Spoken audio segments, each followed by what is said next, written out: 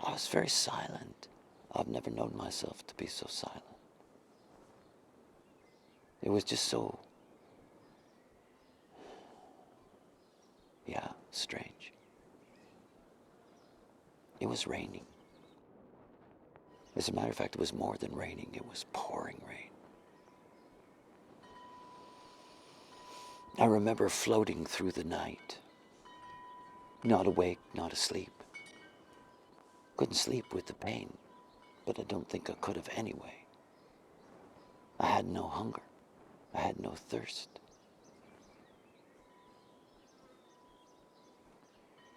When the morning light came, the voice said to me, "There's somebody at the door. Open the door." I opened the door and there's two people standing there. An Englishman and his girlfriend from India. It was his chart that burned on the fire. He's standing there. He's got this deeply confused look on his face because the two of them were on the way to France. They had already gone across on the ferry and suddenly felt compelled to return to see me, not knowing why. As they're standing in the doorway, the voice tells me to let them in. So I let them in. It was very odd. She sat in the chair beside my dog, the one that didn't move, didn't breathe, never noticed. He sat at the other end of the platform from me. And then the voice said to me, "You tell him precisely what I tell you." Okay. No arguments from me.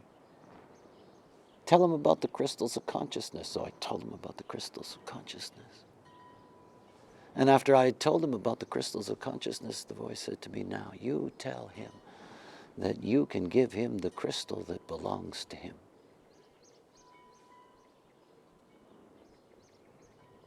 So that's what I told him. And the voice told me to tell him to come back that evening. Oh, that's what I told him. And the voice told me to throw them out, and that's what I did. When I closed the door, I went over to the desk. I was to get my first taste of, well, what would be the concrete magic of my experience. I got to draw a body graph. It was an incredible experience. I couldn't feel, I did it with pencil, couldn't afford ink. Couldn't feel the pencil in my hand. Huh? And here is this strange thing, whatever it was, describing to me how to do this, how to draw it, where to put everything, the numbers, all of it. Incredible.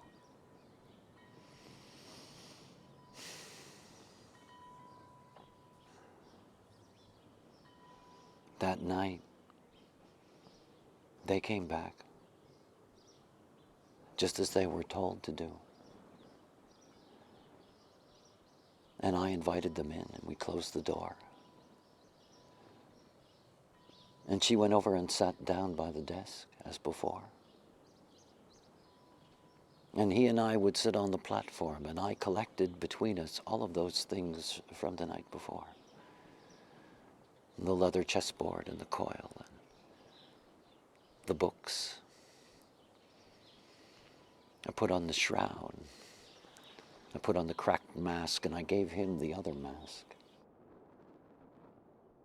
And I put the herbs on the fire, and the room filled with smoke. And I sat opposite him. Now, madness is an interesting thing. I had absolutely no idea what I was doing, after all. None. Like caught in this incredible, choiceless movie. Strange movie. And he looked at me wondering what was going to happen, and I had no idea. I had told him he was going to get the crystal he deserved.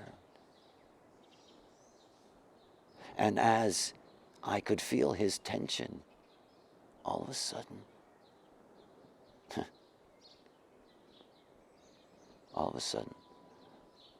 out of his right ear, out of his ear, came a light. Small, vibrating, three-dimensional white light. And it went straight up in the air. And it came directly over my head and went into my head. And the moment that it went into my head, he began to vomit.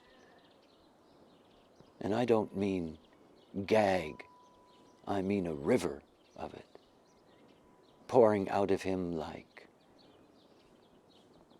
whoa, you don't see anything like that ever. There was an incredible rush of adrenaline.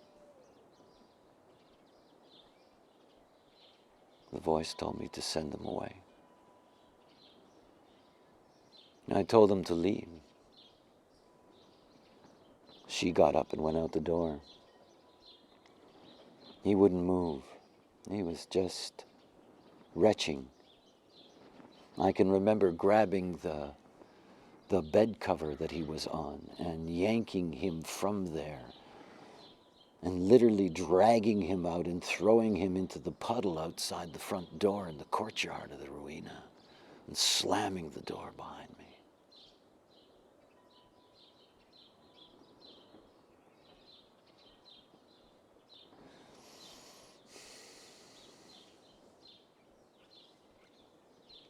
Many years ago, about 3 years after the event, I met this man again. He claimed that I had stolen his Ajna center, been institutionalized for a number of years.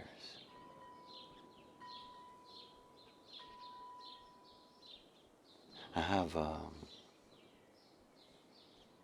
his friend, our mutual friend, who actually was the one who lived in the ruina. He asked me one day what had happened. And so he was a poet. So a poem came out from me. It's called Chase the Laughter. They came on time, expecting, not knowing. Who could have possibly known what's new? Dark breakfast, India, cunt of Shiva, no on, no off, just so. And he too, like a martinet, chaplainess, strutting Oxford stuff, not fools to be taken heavenly, know why? He liked to talk a being he thought he could see, he knew nothing. They came on time. The tra-la-la players, layers and layers and layers, into the house of the master. Who can run faster, chase the laughter? The Department of Planning is having a get-together, they're very clever. And he was so busy pretending what he thought he couldn't understand that he crossed the line, he erased time, he was hopelessly mine. Who could have possibly known chasing time down escalators for the benefit of fragile rocks? He cried, thief! Thy if taking back was the key. Taking back was the key. Look out for the Holy Ghost, superstar, caviar on toast. He was unprepared. Consciousness was spared. He touched the warp at the edge of the center. The family cried, who can enter?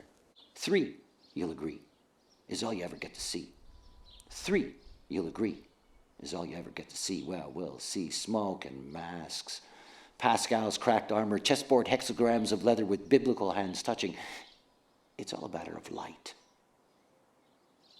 Into the house of the master, who can run faster, chase the laughter. He was left in the dust. Mule. What he bore, he never knew. And what he lost, he could never see. And what he has left, is up to me. See? Now where's the laughter? It's from the here and after. Can't you agree that nothing we see is the same for you and me? Can't you agree that nothing we see is the same for you and me? Well, if you can't, here's the chant. Faster and faster. Chase the laughter. Well, it was an odd beginning. See, when I entered into the arena, my name was Ra. And after the event, I would be Uru Hu, which is a title.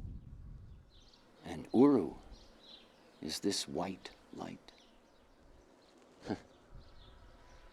If I close my eyes like now, I see it. I have seen it all these years.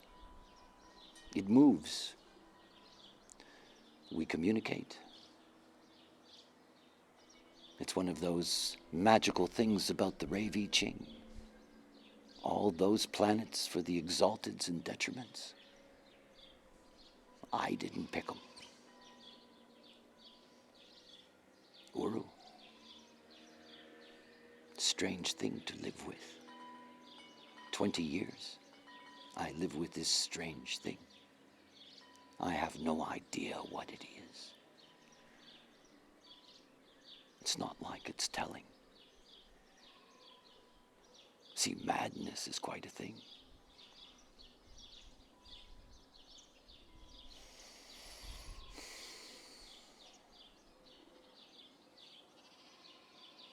When they left, when they were gone, the process got serious. Yeah, serious. I can remember sitting with my back to the wall, sitting on the platform. Very confused by this thing in me, seeing it, understanding that, well, what to do. And in my almost panic, I suddenly feel so hard to describe. When something takes you and moves you, my head was snapped back. I mean, as far back as you can imagine, further than you can imagine, because it was so far back that there was practically no air going through. And in that moment, 3 lights, like, I don't know. What I do remember is feeling them, because they went directly into my body. I've never been shot, but I imagine that's what it feels like. Or it certainly felt like that to me. It was very unpleasant.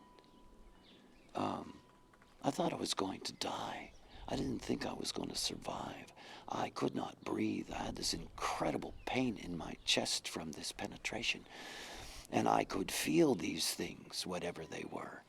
I mean, I could feel them inside of me. I don't know what they did. I don't even know if they ever left. Eh? I have no idea. None. All I know is that it was incredibly painful. When it was over, I floated in this kind of no sense of touching anything. And I closed my eyes and I watched this thing. And I realized that it was responsive. And we got to yes and no, up and down movements and circular movements. we would go much further than that, finding a way to communicate. I always thought it would go away, you know? I mean, I live the patina of a relatively normal life, family and stuff, you know? I do constructive, good work in the world. And I got this strange thing inside, never goes away. Always has something to say. Very strange.